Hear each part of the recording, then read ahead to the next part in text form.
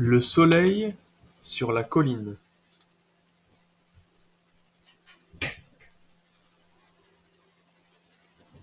Livre de Sandrine Beau.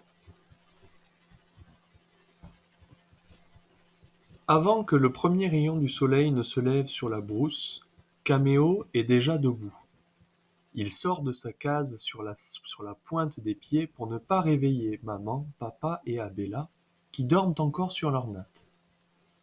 Caméo suit le petit sentier qui mène jusqu'à la case de grand-père.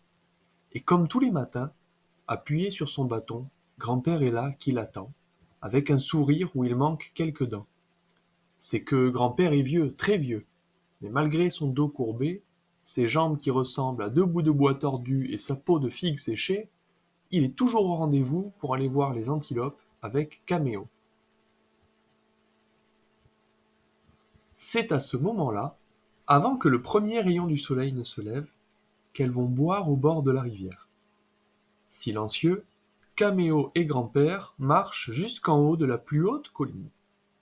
Puis, sans un bruit, ils s'assoient pour regarder les antilopes aux longues pattes fines qui se rafraîchissent. Quand les antilopes repartent, Caméo demande « Dis, grand-père, comment je ferai quand tu ne seras plus là ?» Et le grand-père répond « Tu écouteras le bruit du vent dans les arbres, et ce sera moi qui chanterai pour toi, » répond grand-père, en entonnant un air doux de sa belle voix grave. Ou certains jours, tu choisiras la plus jolie des étoiles, comme celle-là, Caméo, qui brille très fort, et ce sera moi qui te regarderai. Ou parfois, tu t'allongeras dans l'herbe, et chaque brin d'herbe qui te touchera, ce sera moi qui te chatouillerai, raconte encore grand-père, en faisant grimper ses doigts sur le ventre de Caméo, qui hurle de rire dans l'air frais du matin.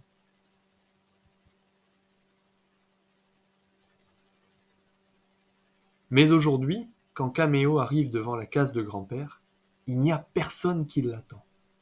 Grand-père, grand-père, chuchote Caméo en s'approchant de l'entrée. C'est grand-mère qui sort en criant et pleurant. Retourne chez toi, Caméo. Grand-père est parti, va-t'en. D'abord, Caméo ne comprend pas. Puis il voit les hommes du village porter grand-père sur leurs épaules, enroulé dans son grand boubou jaune, semblable au soleil qui se lève. Alors il s'allonge sur sa natte et ses larmes forment deux petites rivières que rien ne peut arrêter. Maman essaie de le consoler, papa de le secouer, mais Caméo ne veut plus bouger. Le soleil s'est couché 4 fois et Caméo est toujours recroquevillé sur le sol de la case. Le 5e matin, avant que le premier rayon ne se lève sur la brousse, Caméo sent une petite main se glisser dans la sienne. C'est Abella, sa petite sœur, qui le tire doucement. Abella ne parle pas. Elle le regarde de ses grands yeux noirs. Alors Caméo referme sa main sur la petite main, et il quitte enfin sa natte trempée de chagrin. Abella est dehors maintenant, et elle marche devant. Elle passe devant la case de grand-père, et elle se met à fouiller dans les herbes hautes à côté. Elle tend le bâton de grand-père à Caméo, avec un sourire plein de petites dents, qui brillent comme les cailloux blancs de la rivière.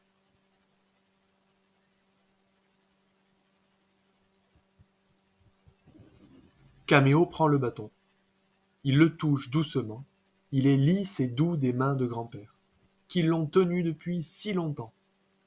Avec le bâton dans sa main droite et les petits doigts de sa sœur au creux de son autre main, Caméo commence à monter sur la colline.